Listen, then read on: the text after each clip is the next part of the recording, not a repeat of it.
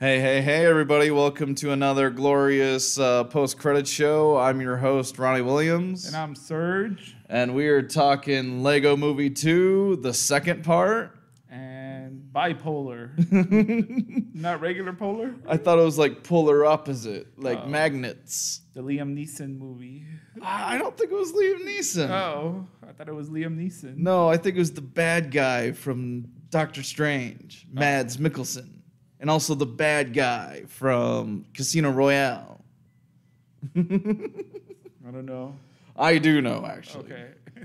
Well, any hoozles, yes, we're talking those movies. We're going to start off with Lego Movie for the first half and then get more rated R as we go and move into Polar. So we'll warn you thoroughly before we get into the Polar section because there is some adult content regarding Polar spoiler talk. Yes. So how soon? Was there any post credit? First of all. Oh no! Thank you for those of you who tune in just to find out whether or not there's post credit scenes. None so far. Although Lego has kind of neat credit sequence. A mid credit. Well, I don't know. It's not even a mid credit. It's just graphic credits. Oh. You know. You might want to stick around a little bit for Lego, but not the whole thing. Okay. But how soon should they not stick around? I say Lego Movie 2. Watch it on any streaming, maybe Netflix. Yeah, I'm the biggest proponent of seeing movies in theaters. I'm gonna say see it eventually. See it one day. How soon should people watch Polar? It's on Netflix. See it like a week before they take it off. What? They don't. It's a Netflix original. I don't think they'll ever pull that off. All right, see it before Netflix goes bankrupt. I say see it 1 minute before this episode ends. It's so good. No. I say if you know what, when we get to the spoiler part of Polar, and if half our viewers disappear because they're going to watch Polar, I'd be happy with that because I like Polar so much. Okay. And we were missing last week, so we did catch a movie after the Super Bowl. What was that? Something get old. We don't grow old. No Country for Old Men? No Country for Old Men. No, They Shall Not Grow Old. Oh.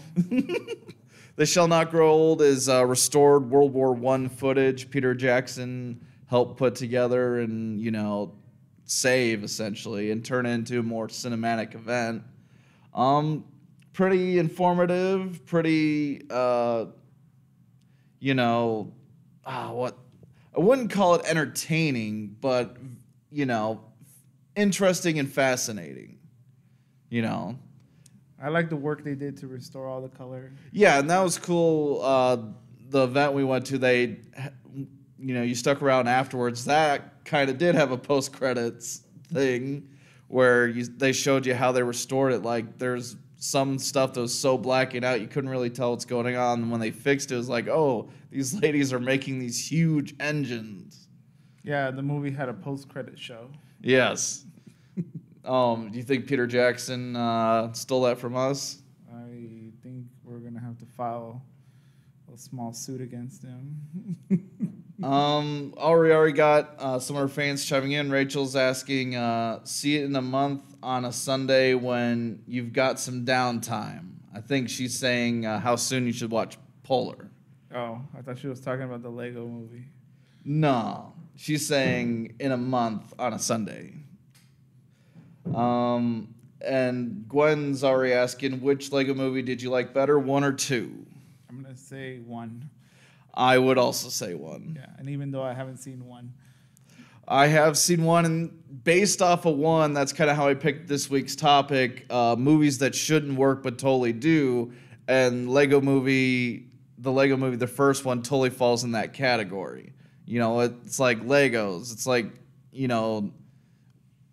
throwing a random brand and being like, okay, make a movie about that. But they totally capture like the joy of playing with Legos in the Lego movie. I feel they straight up ripped off Toy Story. Not really, no. It's just scenes of kids, except the other one has Pixar, and this one it has Legos. I'm not buying it. No? Nope. Oh. Any other movies? Oh, I saw Free Solo. Get out to theaters to see this documentary. It is a cinematic experience. It is heart pounding because the whole time you're thinking this guy's gonna die because he's climbing this giant cliffside without a rope, and they show you how little his like finger holds and footholds are. Like there's this one sequence he has to do. He shows you exactly you have to do a thumbprint, and then you have to put your other thing, and then he has to switch his legs, and then he has to kick, or he has to do a double grab. Like, it's insane. Like, heart pounding. And, like, the camera guys are like, should we be doing this? Like, if we weren't here, like, would he stop? And, you know, we're like, we'd save his life, you know? Is he Spider-Man? He might be Spider-Man. Okay. Like, it's ridiculous how he scales what he scales. Like, it looks like a flat surface, but he's just fighting just like it wouldn't even cause a bump in a road. Like, that's how little these things are. OMG. Mm-hmm. Gwen says she loved the first Lego movie. It was so funny. I was surprised I laughed a lot. I agree with Gwen. You didn't see the first one. By contrast, you know, Lego 2. Yeah, well, the first one, like, there were so many funny parts in the first one. Like, it was very much a passion project, you know? You could tell. And it's the same guys who went on to make Spider-Man Into the Spider-Verse. You know, like, they have all these projects that they're just so passionate about, and you can tell. Like, the Lego company did not want to make a movie, but, you know, since they brought them that idea, they're like, oh, let's do it. And, you know, they got Will Ferrell to do a little bit part in it. The first movie. He was in the second one too. Yeah. Oh no. Barely though. Like yelling off screen. Who was the mom? The mom of the kids? Oh, I forget her name. She's a very good SNL I've seen her former before. actress. Yeah. I think I've seen her in Bridezilla. I want to say Bridezilla. Bridesmaids. I think she was the bride in Bridesmaids. One of those. Yeah. But she's great. She's in Portlandia on occasion. Season 2 of what's that called? The Good Place. She's all over the place. She's great. Oh, okay. People are already wondering what the heck our background's about this week. Those are Legos. Yeah, with the hole in it. And this is a back scratcher. Yeah. So this week's general topic, and please tune in live chat, movies that shouldn't work but totally do. So a back scratcher is a gift that shouldn't be a good gift but totally is. It's a great gift. Yes, it is.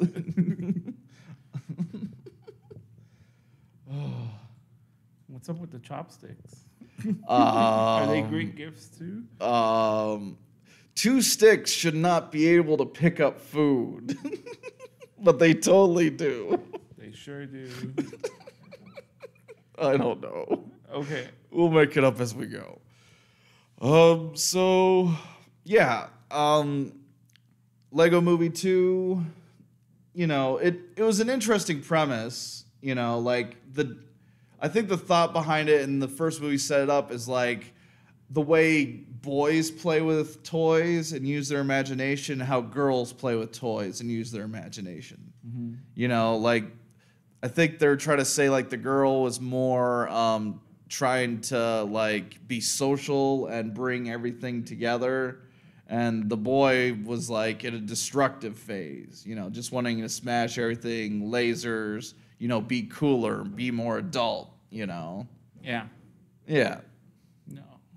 No. No. I mean, when the movie started, it looked like what's that movie with the old comedians with the Pac-Man with Pac-Man. Oh man. Pixels, yes. Pixels, yes. I thought they were ripping off Pixels. Oh yeah. I could see that. Yeah. So I'm like, this movie's gonna be good, and then after that, it was just downhill. Yeah, because it's like an alien invasion of very pixel-like, blocky Legos. Yeah, that would have been better. Like, it seemed like even the action was lacking in this one. Like, the first one, it seemed to have, like, a chase scene and, like, various more builds, you know? Like, this one, it was just, it just wasn't connecting, you know, pun intended. Yeah.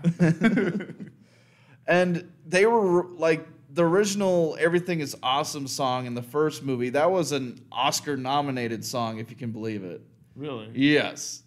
Because I was trying to enjoy the music in it too, but I wasn't enjoying it. No, it like they remixed Everything is Awesome like 2 or 3 times. And yeah, and the song I think they're trying to push on the webs is this song is gonna get stuck in your head. And they had Batman in there, which I thought was gonna. I mean, I thought he was gonna do better.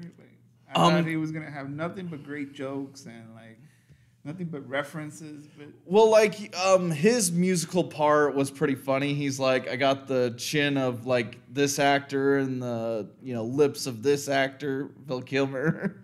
Like I thought that was funny. Like just all these references of past Batmans and the Lego Batman movie is excellent, if you can believe it or not. I haven't seen it. So. It's really good. Like they pull out all the stops. Like they have all the villains in there, and even like Condiment King, which is a guy in like a hot dog suit squirting ketchup and mustard. That guy's old. I haven't seen him in a while. Is it someone's birthday? It's my birthday. Happy birthday, Sergio. Thank you so much. Happy birthday. I'm glad you could join us today, man. Yeah, you found me. Yeah. He was up to his neck in gifts and cake and ice cream. And I'm like, Serge, you're going to go into diabetic shock. Let me get you out of here. Yep. That's exactly how you found me. Oh, no. Because he told the Make-A-Wish program that was his wish, to be swimming in a pool of cake and ice cream. Diabetes. Oh, and Gwen's wishing you a happy birthday, Serge. Oh, thank you, Gwen. Thank you very much. Yes, our most dedicated fan knows your birth date and social security number. Oh. You got doxxed. Wow. That's a dedicated fan. So, back to the movie, Ronnie. Sadly, I think my favorite part of the movie was probably when the girl from Scooby-Doo comes out, Jinkies. And she goes, Jinkies. And that's the only time I remember laughing. Yeah, the first movie also did that, where they had a moment where it's like random Lego figures, like here's Michelangelo, Gandalf, Dumbledore. And they just listed off, and it was funny in sequence. And like they'd have jokes like someone's plane blow up, and they go rats, and then it'd be Wonder Woman's invisible plane, she'd go rats, And there was a great joke in the first one about Green Lantern being annoying and Superman not wanting him around, and seemed like they tried to continue in this movie. It didn't land, and like. You were probably confused. You're like, what is that unicorn kitty about? And why is there, a guy in a blue helmet? Like, did you even know that that character was obsessed with spaceships? He mentioned it in the movie. Okay, yeah, that was like a key plot point in the first one. Oh. Like, yeah, but all those side characters were relegated to just like being there. Like, I don't know. I don't think this movie hit the mark, guys. We'll see how it does in the box office. Yeah, so maybe we'll shift it to the movies of the topic of this week. Okay. So if you guys have any movies you guys want to shout out that are quirky, and maybe have like pop songs in them, and you're like, what? Why is this movie working? Please feel free to comment. A trilogy which I might think is the best trilogy out there, like strongest and consistent movies, is the recent Planet of the Apes trilogy. Rise of the Planet of the Apes, Dawn of the Planet of the Apes, War for the Planet of the Apes. Oh, there's that many? Yeah. How many do we have? 11? I mean, the original, I think there was 4, and then there was the remake with Marky Mark without the Funky Bunch. And that's how Mark Wahlberg got his acting, first acting gig. He was the human in Planet of the Apes. Oh, I've seen that one. Oh yeah, where he lands into the planet and it has the Abe Lincoln. Oh shoot, yeah. Oh, we call him Ape Lincoln. Ape Lincoln. Oh Ouch. my goodness. Oh, I forgot about that. That was not great. That was his first movie? I can't remember him doing anything sooner. Oh. There's a part some moving experiences are made or broken by what the crowd does. And so in that one with Marky Mark, the female ape kisses Marky Mark, and someone shouts at the theater, "Oh, they ruined the movie." And, it was just rolling laughing. Wow. Gwen also loves the Planet of the Apes. Tell us why.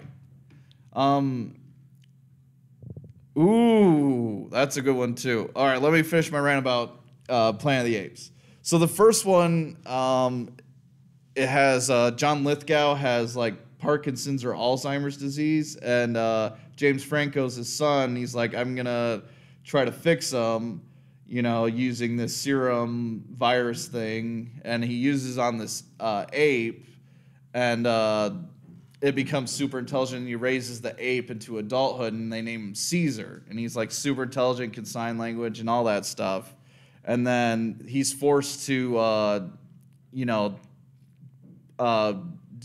get rid of the ape because it bites off a neighbor's finger or something like that. Yeah, these movies get hardcore. Oh no. And so as crazy as it gets, it totally works.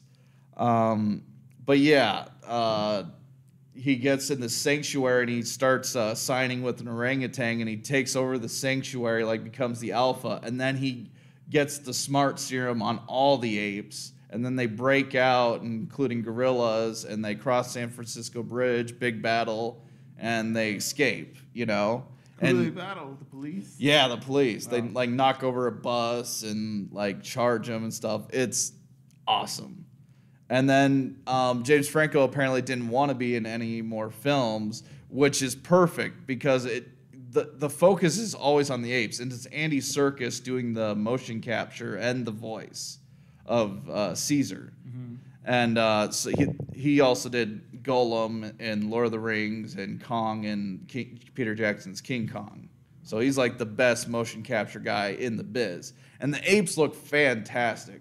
So in the next one called Dawn of the Planet of the Apes, and it's weird that Dawn comes after Rise, because you think Dawn is the first one, but see, the titles don't even make sense, but it still works. It works. So the second one, there's a rival ape that wants to kill all humans. And at one point, he sets it up so it looks like the humans attacked the apes. And so he charges in.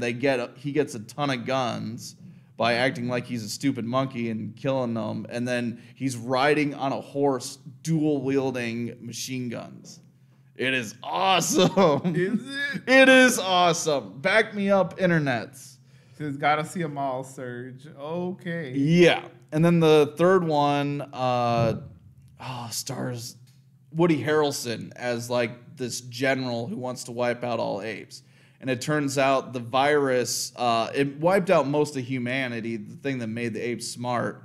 Some of them, it's just making humans simple and mute, i.e. what kind of set up for the original Planet of the Apes. And then there's just this giant war and concentration, prisoner thing. And yeah, it's just the perfect bow to the Caesar trilogy. It's really good, man. Trust me. You have to trust me. Rachel says you're telling the whole story. Oh no. Oh, there's so many details. Like, I didn't even mention Bad Ape. There's a character named Bad Ape introduced in the third movie. He is awesome. He is so funny. Okay? That's his name, Bad Ape. Believe me, you gotta watch it. All right, so going back to Rachel's comment, have you seen Kate and Leopold? What is that? Romantic comedy starring Hugh Jackman and Meg Ryan. Wolverine? Yes, Wolverine. And Sabretooth. Sabretooth? Sabretooth is in it. the newer Sabretooth from X-Men Origins. But anyways, so this guy figures out if you jump off a bridge at a certain time, it'll teleport you into the past. And so dashing Hugh Jackman as Leopold in the past, he follows him, goes to the future, and he's like all proper. And, you know, Meg Ryan's like businesswoman, too busy for love. You know, she falls in love with Hugh Jackman. With Wolverine? Yeah, and he's just a perfect gentleman. He's talking about courtship and the Louvre, and everybody's just fawning all over him. He gives good advice to the brother-in-law, and he gets the girl. Aye. But like the funniest thing is I saw this in theaters with like my mom and my aunt, and as we're leaving the theater, I go, man, I can't believe that's the same guy who played Wolverine. And my mom goes, no, she couldn't believe it was the same guy who played Wolverine that played Leopold. Oh. Yeah. I didn't know he made other movies. Oh, yeah. He squeezes in quite a few movies. Australia, you know, Greatest Showman, The Prestige. We're going to have a Hugh Jackman episode at some point. Okay. And he'll be sitting right here. He'll be our guest. Yes. And then I'll fly my mom out to see it in person. Aye. What other movies? Wow, this show's really flying.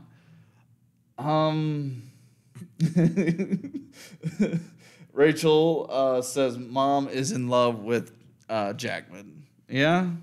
She's not in love with Jack Daniels. Hey, that's my mother. And yep, Gwen's like, yes, Hugh Jackman, the best. Oh. Another movie I'll throw out there. Please throw out your favorite scenes from that. A Knight's Tale. It's supposed to be medieval times, right? Knights jousting, and it stars Heath Ledger. I think that way before Dark Knight.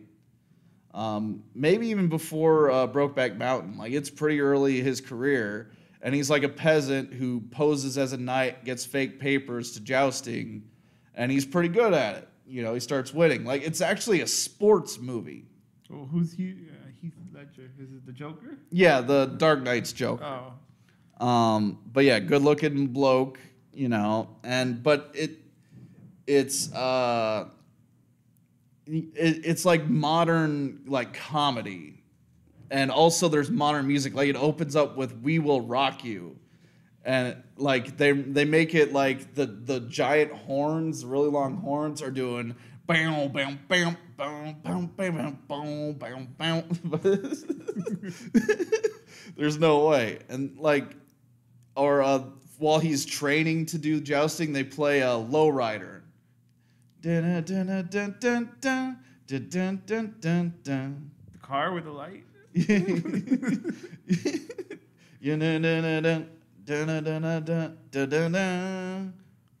So, okay. It's a little. Yeah, so. I was thinking of Knight Rider. So, really modern music in a medieval movie, and like critics hated that. You know, just absolutely slaughtered it up and down. But it is a fun, great movie. Ayya.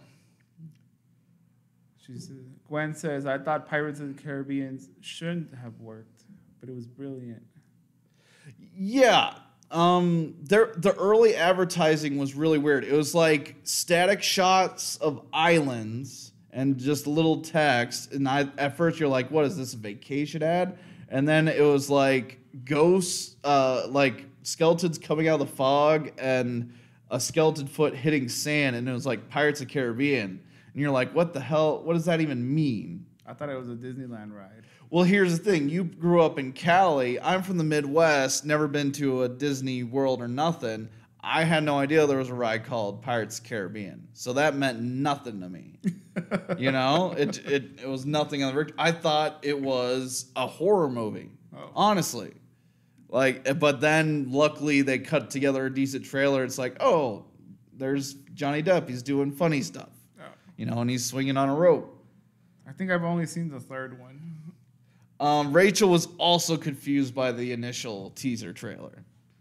But yeah, if you look at Pirates of the Caribbean 2, like, that should not work. Like, Pirates movies just lose money like crazy.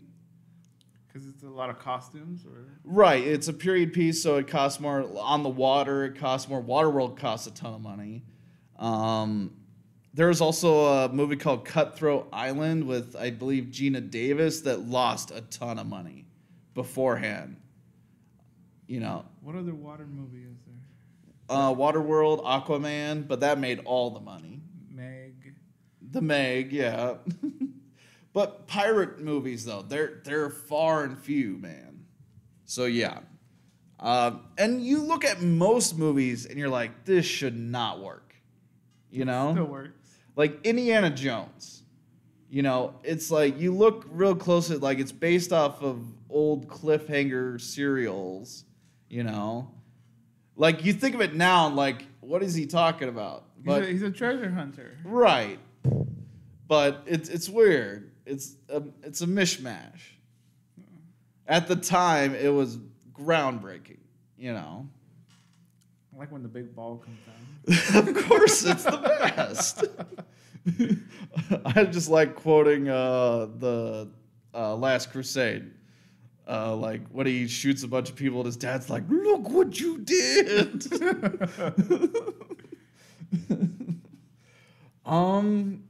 Who's ready to talk about Polar? Well, let's go into Polar then. All right. So this is officially the rated R portion of the show. We're talking Polar starring Mads Mikkelsen. It dropped on Netflix. Some of you might be wondering what Polar means. It's based off a book called Polar. He comes from the cold, I believe. I thought it was bipolar. No. And I seriously thought it was Liam Neeson. No, it's Mads Mikkelsen. Well, it's so weird that all these cold-related movies, Cold Pursuit's in theaters right now, starring Liam Neeson. You also got Mads Mikkelsen and Polar. And Mads Mikkelsen is also in another movie called Arctic that's in theaters right now. Can I call him Liam Neeson? No. Oh. He's Mads Mikkelsen. Is he going to come with a gun at me? He's on Twitter. He'll come right at you, man. No. Would you mess with him after seeing Polar? Well, we're talking about Liam Neeson. Liam Neeson has nothing on Mads Mikkelsen. Oh, that probably was the best scene where he puts out the little lasers. So yeah, a lot of great scenes in Polar, but yeah, there's a part where it's like a showdown, but like it's so great. Like Polar, almost every scene, the hitman's one step ahead of the bad guys. He's like predicting their moves. And so he gets these gloves. You know where else that's from, right? No, where is it from? It's from a Marvel movie with a guy who has a magic hammer. The Punisher. Dang it. Thor Ragnarok. I never saw that. No. It's on Netflix, bro. No. Okay, whatever. But yeah, when they first showed the Valkyrie, she wears these like gloves and then her ship blasts. And I'm like, oh, that's the same thing, but a little different. Like wherever the laser points, it shoots through. I was going to say the movie had a lot of it was like Crank. It was like funky action. Yeah, it did have that funky feel, but Yeah. I was digging it, bro. Yeah, I was enjoying it somewhat. Looks like our viewers enjoyed it well. Gwen says Puller is a wacky, crazy movie with wacky characters. Yes. What did Rachel say? Oh, I can't believe how big the army was. What army? Got blasted. Yeah, and he just like kept mowing through them. I like when he got out of the torture place and like was all the limbs he was breaking like they were spaghetti. Oh, come on. Just He's like- been tortured for 3 days. They probably weren't even feeding him. He still had all that. Well, how did he get out? What did he pull out of his? He pulled out the knife, right? Yeah, I believe Gwen pointed out he had a piece of steel left in his chest. Like the doctor's like, "Are you ever gonna take that out?" And that's what it broke on. So yeah, it was like the end of a scalpel. Oh. Yeah. I couldn't figure out how to get out. When they chopped the head off. Yeah, yeah. That's how the villain died. And, threw the axe right at him. Slink. And I love how that's how you subvert an expectation. You expect, okay, huge mansion still has bad guys in it. You expect a shootout around the pillars and the fancy vases. No, this movie's like, Everybody bounced. yeah, it's like, sorry, and they just walk out. Like, he didn't even bring a gun to that final fight because he knew he had him. I thought he was going to climb up the back like Scarface. Spider-Man again?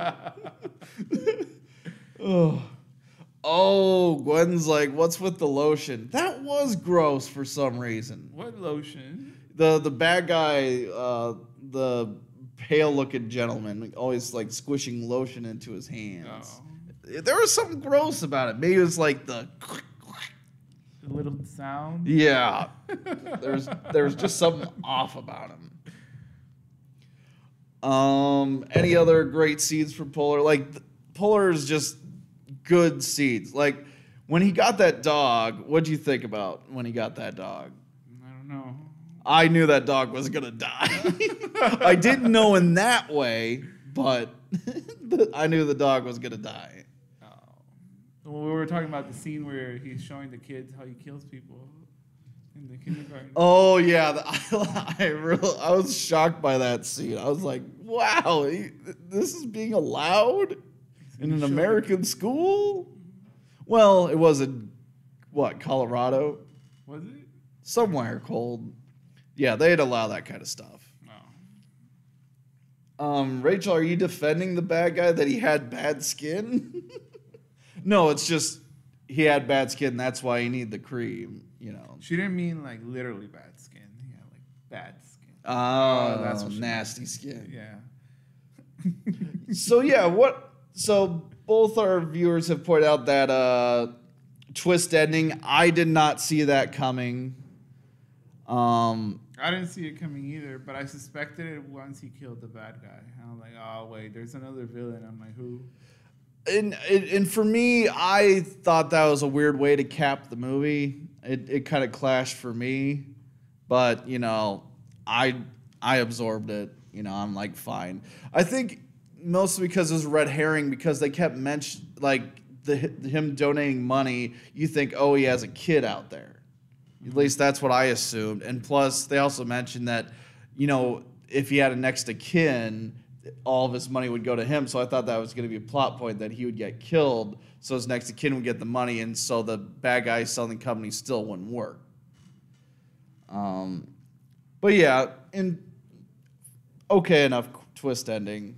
I didn't think the actress matched the flashbacks, but No, I don't think they could have ended it any other way. Yeah. What do you think of the hitman going to the 3 wrong locations? I think he should get a better GPS. Well, like they're going through the accountant's files and Yeah. they end up at a pervert's place who makes smut films. And he smacks the girl. Yeah. And then the second one was like a weed dealer or some sort. And the third one was the best. He's a big guy. Like it was a How come he didn't die when they shot him? because the fat stopped the Wow, bullets. that's He was too terrible. fat to die. Jeez. Yeah.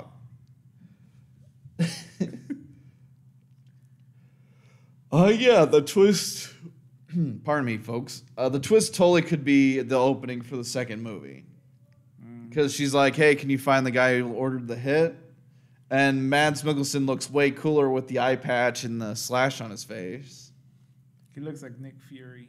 Yeah, he doesn't look like a Nick Fury. We need to get eye patches, man. We get all the Man, chicks. That's what we forgot. Our eye Yes. patch. Oh, that would have been so good. If they ever make that Pirates of the Caribbean reboot, we'll wear eye patches. We'll do it for the Avengers movie. Thor goes, oh, yeah. Well, yeah. Good call. Gwen points out the A-Team killers were horrible killers. They were terrible. Yeah. Hey, but that scene where he's in the house. I mean, okay. Yes. Do you have to Let's kill break him it down. down like when it's like snowing and everything? Can you just wait for him when he wakes up and gets out and goes to the car? Yeah, it seemed like the A-Team killers only had one trick, you know? And that was to get him engaged in an activity with a lady type. And kill him in that way. Yeah. And then Liam Neeson is walking out in the snow naked. It's Mads Mikkelsen, bromide. Okay. Same thing. He plays Hannibal Lecter in the TV series Hannibal, sir. Oh. He's out there walking in the snow. Like, what? Oh, yeah, that was great. He was buck naked, just killing folks. He should have just stepped out of the house and frozen to death. No, man. He's too small. Ugh, sorry, folks. How I Met Your Mother. I have not watched that. Have you watched How You Met Your Mother? I've seen a few episodes. I think I saw like maybe the first season or something. Do you guys recommend me watching How You Met Your Mother? It's like Friends. It's like then I'm out. I'm out too. Yes, we're hitting the town with our eye patches. We need eye patches. Yeah, celebrating your birthday in style. I'll wear 2 eye patches. Okay. Bird Box challenge. Or like the Roma guy. We'll do all the Netflix challenges. Bird Box, Roma, eye patch. We got this. I guess we have to be naked too. No. Oh. Let me get a stick too. What was that part? From Roma, he's doing the stick. Yeah. As long as we're not including Big Mouth too. Oh no. Orange is the New Black. Oh no. You watching that? I've seen Big Mouth. Yeah, I like Big Mouth. Girls ask what happened. Girls. What happened to what? What happened to what? Rachel. Clarify. Girls ask what happened. It might be in the show. Oh, okay. But yeah, I think that's it on Polar. Any other zany movies that just shouldn't work? You know?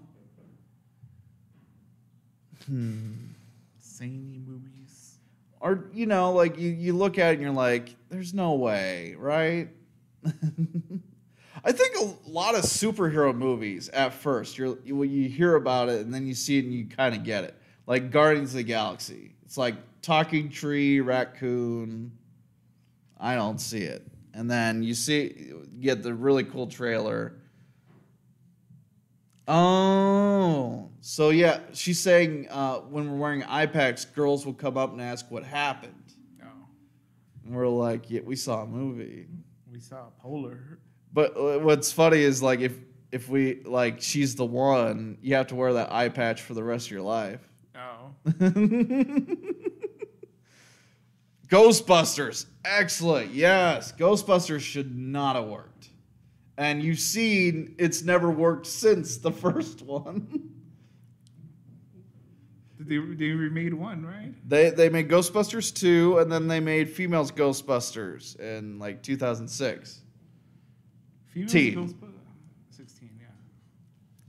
But yeah, the original Ghostbusters, like it's a comedy about catching ghosts. Because at the time, there wasn't, comedies making fun of horror too much. Maybe Young Frankenstein, that's about it.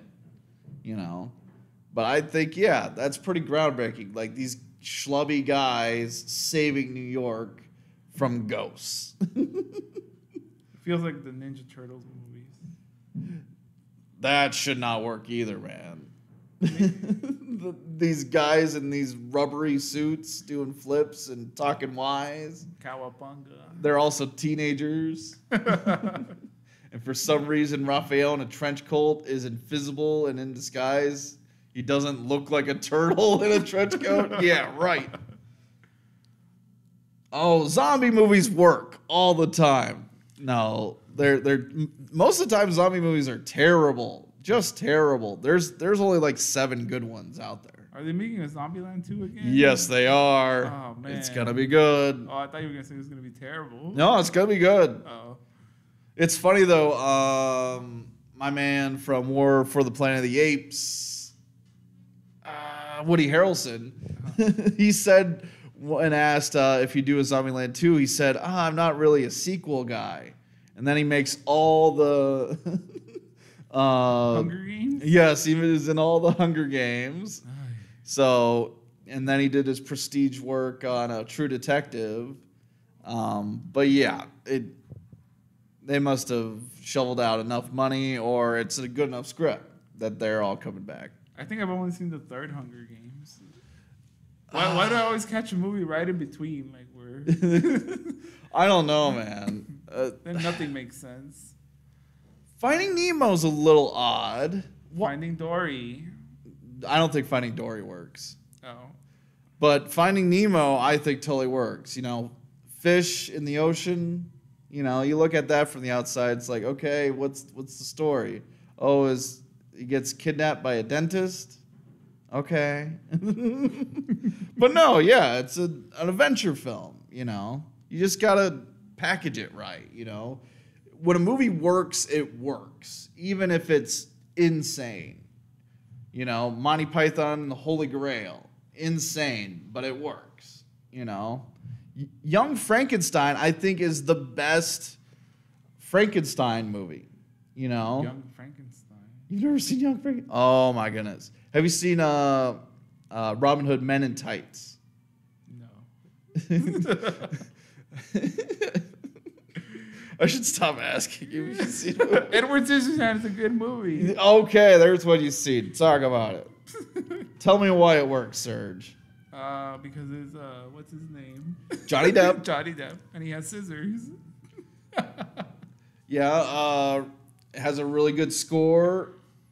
Oh, we got Short Gamble chiming in. The Matrix movie doesn't make sense. It uses humans as power sources, also getting beat up in the virtual reality somehow injures you in real life.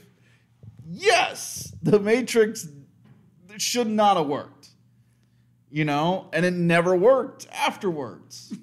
The next 2 movies, not so good. I like the second one. That's my favorite one. What? How is that possible? There's some good moments in the second one, but the first one, I don't know. But Short Gamble, you're totally correct. Thank you for joining the show. But yeah, the Matrix movie, you look at it and you're like, no, how does this make sense? But after it, you're like, why'd I doubt it? I like the Keymaker. Second movie. Oh my goodness. It was so good. Oh, I hated the architect scene. It was like using all these big words and vis-a-vis and It's just confusing you more. it's just confusing nonsense. But like the whole thing about like they need Neo to be a flaw in the system to give them hope in this brain thing. See, like the thing I never thought made sense is like, okay, let's pretend that yes, humans are good power sources. Why give them a full brain stem? Why not just give them the brains that just produce the heat? Or even better, why humans? Do an animal that's more heat efficient or something. Like an elephant? Yeah, something that's brains easier to occupy. you know. Serge only likes second movies. I do. Yep, he only saw a Lego movie. Lego Movie 2. Yep. And Split was your favorite of the Glass trilogy or Unbreakable trilogy. Yeah, Glass. So anybody else got any last thoughts, comments before next week? Next week's a big week. You know it's next week, right? Yep. The love one. Huh? Yeah, the love, the hearts, you write cards and you give them to your classmates, possibly a coworker. I think there's some flowers involved, with the Cupid and the winged baby. The Valentine's Day. Yes. Yes, next week's Valentine's week, and they're loading up. The movies. You got on the 13th both Happy Death Day to You and Isn't It Romantic, and then the 14th Alita Battle Angel.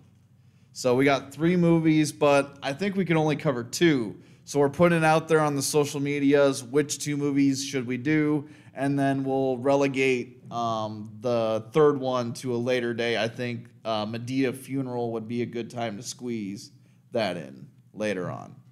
Okay. So, please tell us. Oh, no. Are you getting me flowers? Do you want flowers, Serge? Can I give them to my mom? Yes. Okay. I'll get you flowers to give to your mom. Very good. And I think Rachel's having her own private chat. Oh.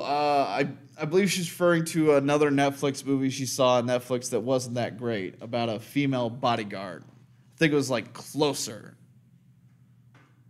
with the same lady who was in, I think it was Naomi Rapace, who was in Prometheus, like the main lady from Prometheus.